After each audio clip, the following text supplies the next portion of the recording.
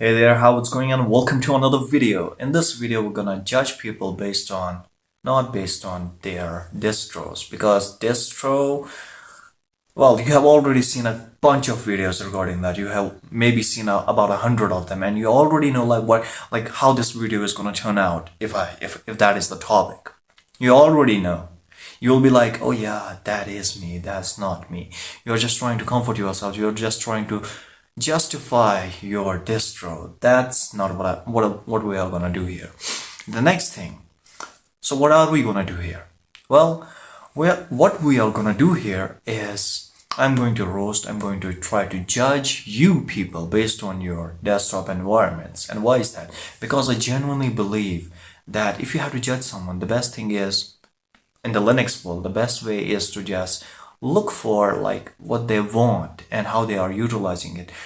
First, they have a choice of the Linux distro, which they have already made, and then they have followed the path of another choice, that is, what is their desktop environment, and from a long catalog of choices.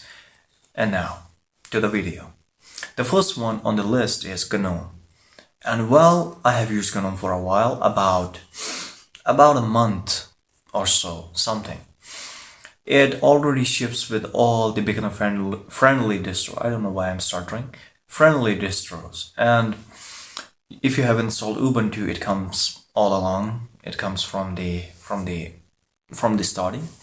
And now, what does it say about you? Well, either you are just starting out, or you are actually a Mac minimalist enthusiast hiding in disguise. Or maybe there is another terminology, there is another category that you absolutely love to torture your hardware. You don't want it to rest. For just a little simple animation, you would love to just, if it were being a living thing, you would just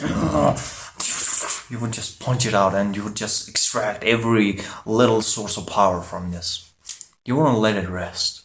That's another thing. So, how do you spend your time? Well, you don't work on it. If you think, if any GNOME user tell you that I use it for work, they don't. Most of their time is spent on customization. And how do they customize it? They customize it using extensions. And how do they customize the extension? They customize it or they stole it from somewhere, and then they say, voila, it's customizing. Yeah, they spend a lot of time, or even waste a lot of time during the working hours. Here's a tip. Next on the line is KDE Plasma. I have used KDE Plasma for the majority of my Linux experience. I have used KDE Plasma for about 7 months, and yeah, it's a really customizable piece of work. Now, if you are using KDE Plasma, there is only one thing that is happening with you. You like control. You would do anything to control. Seriously, if it was in your control to control the atmospheric pressure, you would absolutely love to do it. You would do it.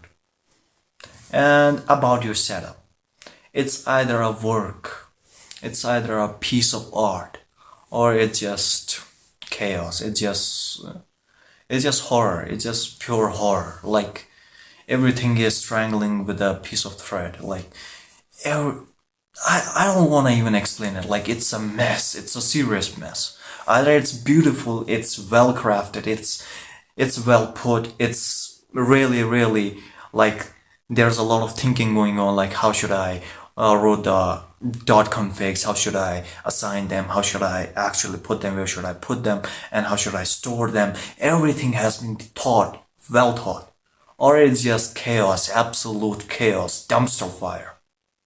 And you probably again didn't work on KDE Plasma. Otherwise, if you are on some stable release, of course, if you're on Debian and you're using KDE Plasma, there's a different thing. You have once customized your KDE, and then it's there. You are then using it for work and everything, but there is a slight twist. You will never again customize it again. Think about it. The next on the list is XFCE.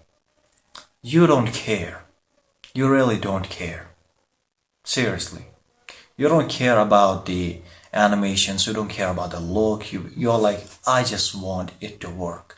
I want to work, I have a job, I have a family to take care of, and I want to use Linux, so I'm using it. Other than that, you're good, my boy. And it also gives you that nostalgic feeling of the Windows 7. And you have probably, if you have erased it, you have probably erased it in accordance to the Windows 7 liking. You have made it slightly look like that. And that was again about 7 to 8 years ago. You haven't even touched it since then. You are just using it for work. Next on the list is XFDE or XF, what was something? Sorry, it was LXDE or LXQT, not XF. LXDE or LXQT, yeah. So, you laugh at all the desktop environments. You're like, I don't care. What are these people talking about? Look at these people. They are using bloatware.